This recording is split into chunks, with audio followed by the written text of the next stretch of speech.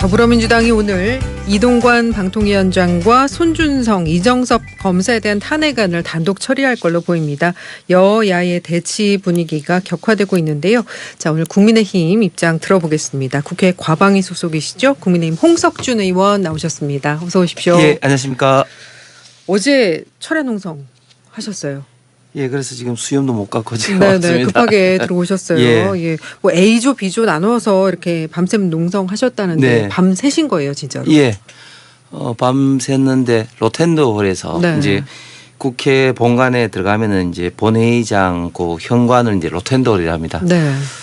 로텐더홀에 한번 밤을 좀 새워봐야지 로텐더홀 이제 지붕을 보면서 새로운 좀 생각과 깨달음을 좀 많이 한 것 같습니다. 예. 어떤 생각이 좀 많이 드셨어요? 저희가 몇 번 했는데 예. 야당 시절에는 몇 번 했거든요.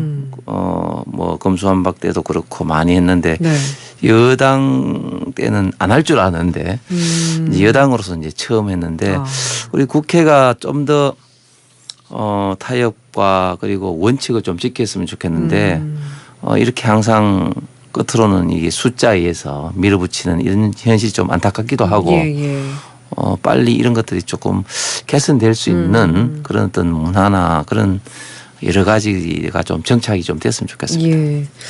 그러니까 민주당이 이동관 방통위원장하고 손준성, 이정석 검사 탄핵안을 이렇게 단독으로 처리하려는 것에 대해서 이제 지금 농성을 벌이시는 건데 어떤 입장이세요? 예, 일단 기본적으로 일단 그 본회의 개최 자체가 일단 안 되는 상황입니다. 왜냐하면 본회의라는 것은 국회법도 그렇고 국회 오랜 전통상 국회의장의 권한이 하지만 철저하게 여야의 합의에 의해서 정기국회를 앞두고 뭐 이런 목적으로 며칠에 일단은 하자고 이제 가안으로 본회의 일정을 잡습니다. 그렇죠. 이번 11월 30일 12월 1일도 그런 목적을 잡았는데 왜 잡았냐면 네. 12월 2일이 예산 처리 데드라인이기 때문에 예산을 위해서 이제 잡은 건데 네네. 이거는 예산은 지금 온데간도 없이 지금 이 탄핵안이 이제 올라왔는데 만약에 예산이라도 이제 올라오고 또 그게 이제 부수적인 다른 어떤 법안이라든지 탄핵이라든지 이렇게 오면 모르겠는데 본질적인 어떤 본회의 목적인 예산은 없이 탄핵만 올라오는 이거는 일단 기본적으로 애초에 약속한 거하고 이제 다르게 진행되고 있으니까 문제인 것이고 그리고 두 번째는 지금 방통위원장 같은 경우는 탄핵 사유가 전혀 안 됩니다. 예를 들면 가장 크게 문제 삼고 있는 박문진의 권태선 이사장 해임건에 대해서 이 직권 남용으로 해서 지금 이제 1심은 물론 받아들여지지만 지금 항고 중인데 이것은 이동관 방통위원장 오기 전에 이미 했던 일이거든요. 그러니까 탄핵 사유가 분명히 이제 아닌 것이고 특히 손준성 검사라든지 이정섭 검사 같은 경우는 만약에 문제가 있다면 뭐 그 내부 어떤 징계의 논의로 하면 되는 일인데 특히 이정석 검사 같은 경우는 수원지검의 차장검사로서 지금 쌍방울이라든지 후원금 쪼개기라든지 법카라든지 이런 이재명 대표의 수사를 직접 담당하는 차장검사인데 이 차장검사를 이렇게 하는 것은 누가 보더라도 명백히 이재명 수사에 대한 어떤 방해 내지는 겁을 주는 그런 것일 수밖에 없기 때문에 저는 이번 탄핵은 좀 크게 봐서는 이재명 대표 수사는 방탄이고 또 방통위원장 탄핵을 통해서 다음 총선에 조금이라도 언론 어떤 지형을 유리하게 끌고 가려는 그런 어떤 정치적인 공세다 이렇게밖에 안 보이는 상황입니다.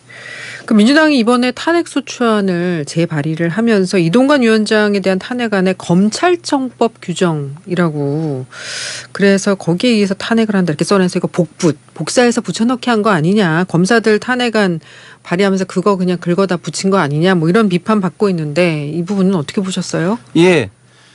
그러니까 그렇게 탄핵 이야기를 하면서도 자기들도 사실은 이게 탄핵 사유가 안 되는 걸 너무나 좀 잘 알고 있기 때문에 내용에 대해서는 그만큼 신경을 안 쓴 거죠. 그리고 이게 이걸 사물을 객관적으로 보지 않으면은 한쪽으로만 이제 바라보기 때문에 이 탄핵에만 눈이 멀다 보니까 이게 조금 자료라든지 이런 어떤 근거라든지 이런 것을 따지지 않다 보니까 이런 코미디 같은 일이 벌어진 것 같습니다. 민주당이 탄핵을 얼마나 가볍게 생각하는지를 보여주는 단면이다 이런 비판도 있더라고요. 그렇습니다.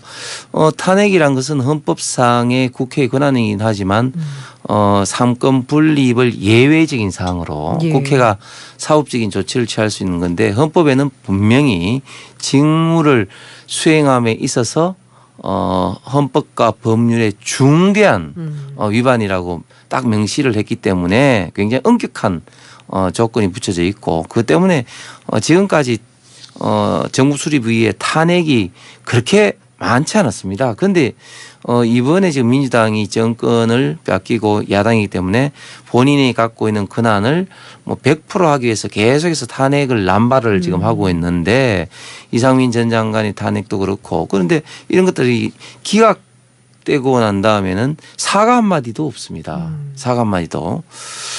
그래서 이런 것들은 결국은 다음 총선에 네. 민주당이 국민들로부터 심판을 받을 충분한 사유가 되지 않을까 생각이 됩니다.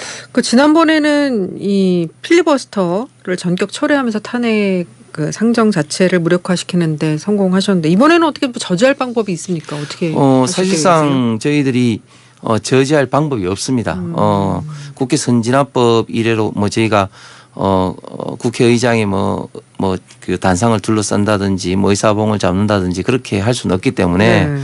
뭐 저희들이 그래도 할 수 있는 세상의 방법이 로톤대에서 이제 항의를 하고 뭐 이 정도인데 그러나 이것도 이렇게 그 탄핵을 저지할 수 있는 그런 실효적인 수단이 되지 않고 그래서 탄핵이 이루어지게 되면은 네.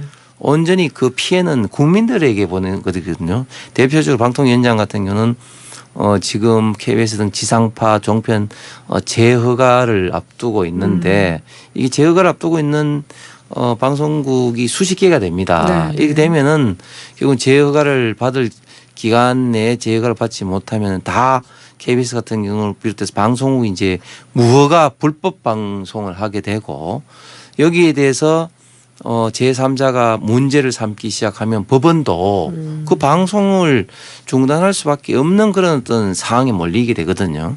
그 다음에 또 방통위원장이 이제 합의제 기관으로서 국민들의 예를 들면 통신상의 어떤 많은 온라인 쇼핑이라든지 피해를 봐가지고 그 온라인 쇼핑을 제재를 해야 될 필요성이 있다든지 네. 그렇게 하면은 다 이제 실무진에서 방통위원장 합의제로 이제 올라오는데 그런 것도 하지 못하게 되고 또 구글의 인앱 결제에 대해서 지금 방통위가 구글의 과징금을 650억인가요? 그렇게 부과를 했는데 그런 어떤 부과 처분도 예.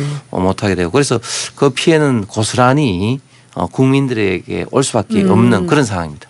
그러면 헌재 판단이 나오기 전까지 방통위가 이제 기능 마비되는 사태를 우려하시는 건데 일단 여야 추천 받아서 방통위원들 좀 임명하면 되는 거 아닌가? 민주당에서 이렇게 얘기하더라고요. 예, 지금 현재 이제 두 분이 있는데 예.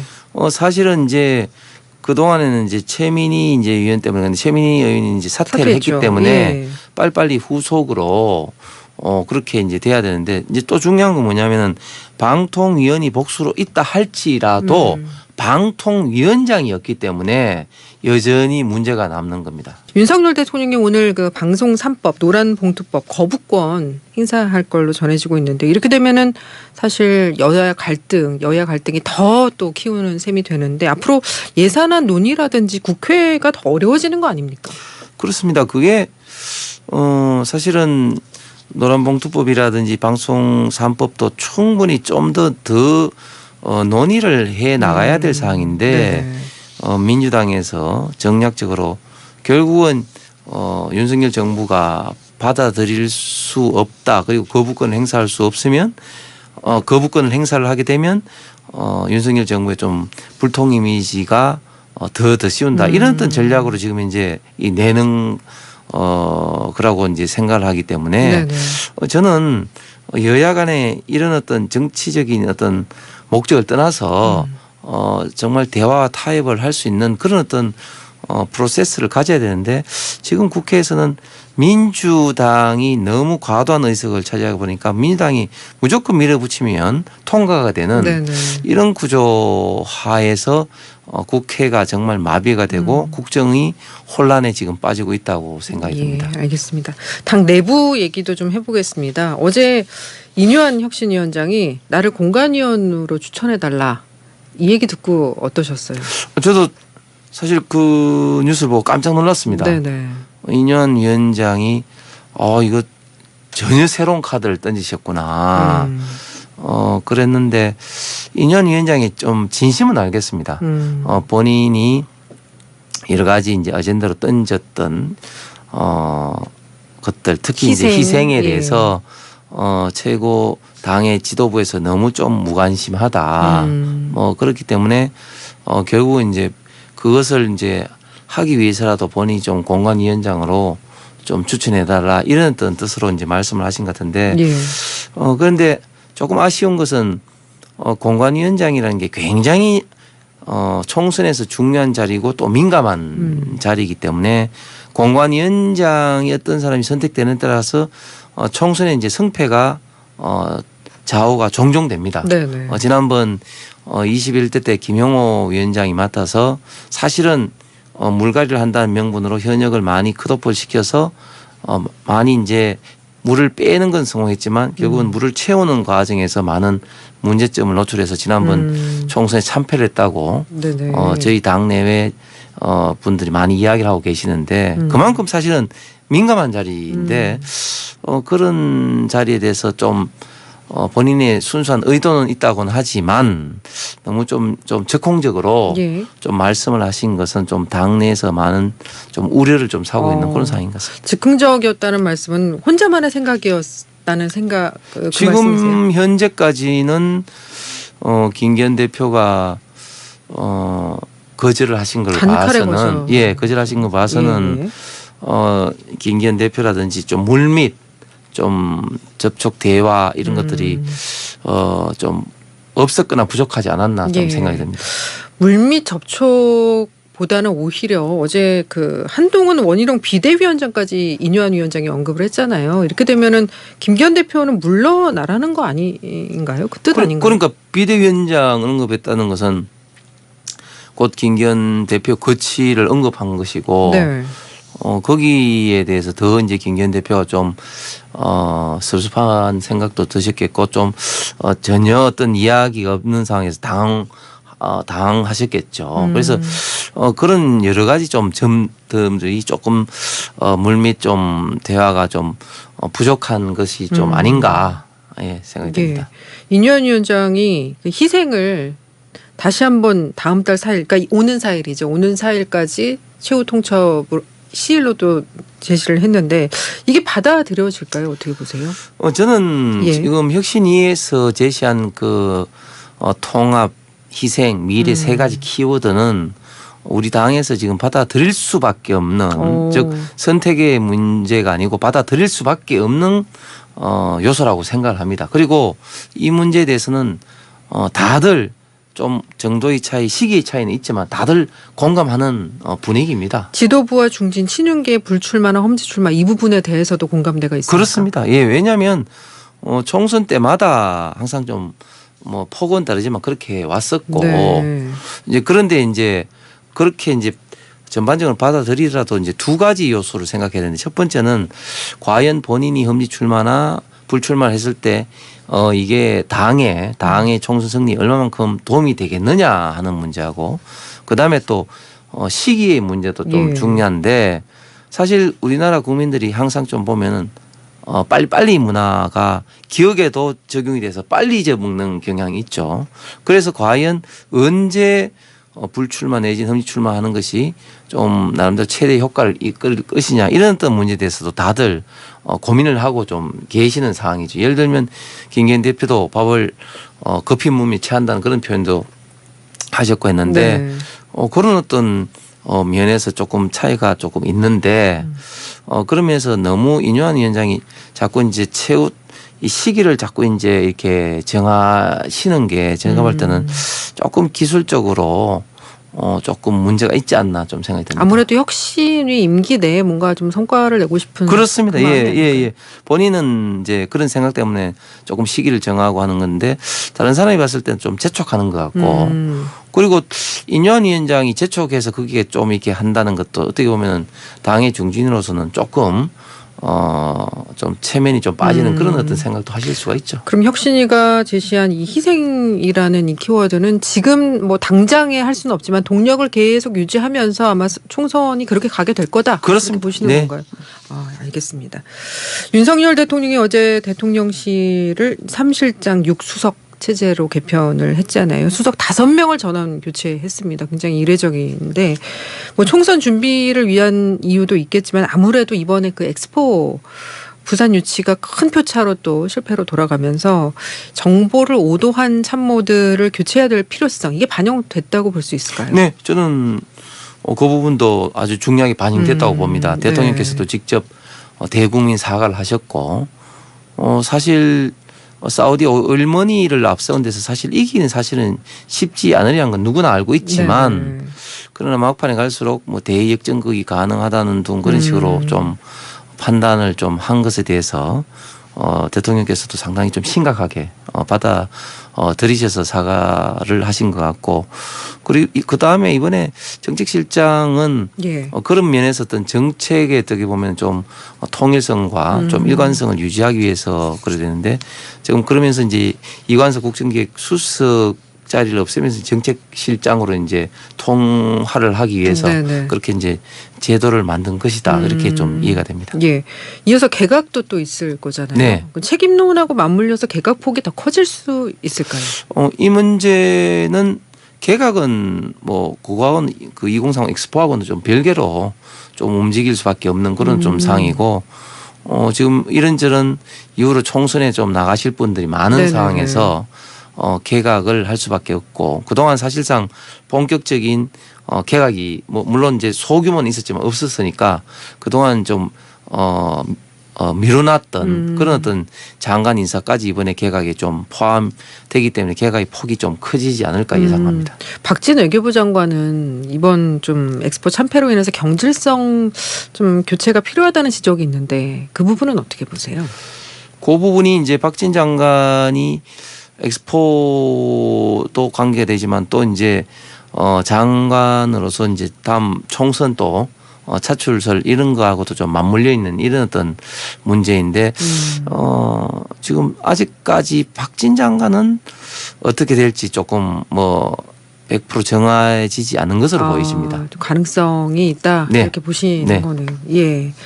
그 총선 출마를 위해서 홍보수석 내려놓은 김은혜 전 수석이 어느 지역구로 갈지 사실 이것도 관심사인데요. 안철수 의원하고 지역구의 교통 정리가 됐을까 뭐 어떻게 예상을 좀 하십니까? 안철수 의원하고는 제가 볼 때는 좀 교통 정리가 어느 정도 좀 된 것 같고요. 네.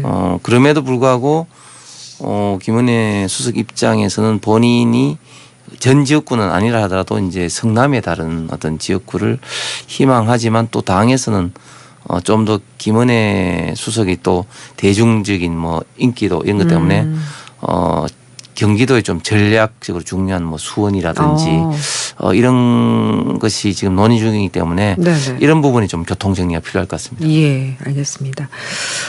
민주당 이재명 대표의 최측근으로 그 김용 전 민주연구원 부원장이 어제 대장동 의혹 재판에서 징역 5년 법정 구속됐습니다. 유동규 전 본부장하고 정민용 변호사는 무죄를 선고받았고요. 어제 재판 결과는 어떻게 보셨어요? 예. 이재명 대표가 대장동 건을 언급할 때마다 나는 대장동 사업자로부터 부정한 돈 이런 돈 받아온 적이 없다고 했는데 이제 그런 이야기가 이제 완벽하게 깨진 것이죠. 김용 전 부원장이 받은 6억 8천억의 그 돈이 경선 자금, 대선 자금으로 흘러 들어갔다는 것을 분명히 이제 법원에서 1심이지만 명시를 했고 거기에 대해서 실형으로 징역 5년이라는 중형을 내린 상태입니다. 과연 김영 부원장이 쓴 돈을 이재명 대표가 몰랐다. 김영 부원장이 알아서 혼자 움직였다. 이것은 상식적으로 생각해도 납득이 되지 않는 이런 상황이기 때문에 이제 대장동의 실체의 일부분이 드러났고 여기에 이재명 대표가 어떻게 관여했고 어떻게 수혜를 받았는지 지금 드러나고 있다. 이제 이것뿐만 아니고 그저께 또 울산 이제 송철호 시장 건도 네네. 지금 드러나고 있는데 지금 민주당은 이재명 대표뿐만 아니라 거의 뭐 40~50명의 민주당 의원들이 수사 재판을 받고 있습니다. 조만간 또 돈봉투 사건의 송영길 대표도 이제 수사를 받아서 할 건데 과연 이렇게 수많은 사법적인 리스크를 안고 있는 당 대표 그리고 의원들 그리고 민주당 전체가 과연 국민들에게 어떻게 지금 대하고 있느냐. 국민들한테 사법적인 어떤 판단이 나와도 사과 한마디 없습니다. 최강욱 의원 이제 대부분이 다 끝나도 사과 한마디 없고 뭐 그런 뭐 북콘서트에 돌아다니면서 뭐 앙컷 이런 어떤 정말 도저히 이해할 수 없는 이런 발언을 하고 있습니다. 이런 것들이 보면 정말 내로남불이구나. 정말 사갈 줄을 모르는 사람들이구나. 이런 좀 생각이 듭니다. 예. 그 이재명 대표 관련해서 이번에 그 대장동 관련 첫 재판 이 내용이 지금 이재명 대표 측에서는 법원이 별다른 증거 없이 그러니까 유동규 전 본부장의 진술을 인정했다라는 점에서 항소심을 준비하는 것 같더라고요. 네, 당연히 뭐 항소심뿐만 아니라 대부분까지 하겠지만 뭐 그건 분명히 이제 사실을 오도하는 것이고 법원에서는 유동규, 정민용, 남욱 이런 사람들의 증언뿐만 아니라 관련된 증거들도 굉장히 지금 많이 있는 그런 어떤 상황입니다. 예. 그렇기 때문에 여기에 대해서는 앞으로 항소심이 가더라도 저는 유죄로 될 수밖에 없고 특히 문제가 뭐냐면 그 김영 전 부원장을 증거 인멸의 우려로 현장에서 법정 구속을 시켰지 않습니까? 그 이유가 김영 부원장이 그 유동규 본부장이 언제 어떤 장소에서 돈을 건네줬다 하는 그런 것을 피하기 위해서 아리바이를 만들기 위해서 성남 경기도 소상공인센터장과 뭐 수원 어디 만나러 갔다 이렇게 이제 했는데 그것이 명백하게 거짓말로 드러났습니다. 그렇게 법정에서 이렇게 증거를 은폐하고 위정하려고 하는 이런 것들이 다 드러났기 때문에 법정 구속을 시킨 그런 어떤 상황입니다. 예, 알겠습니다. 오늘은 여기까지 말씀 들어야겠습니다. 고맙습니다. 감사합니다. 예, 국민의힘 홍석준 의원이었습니다.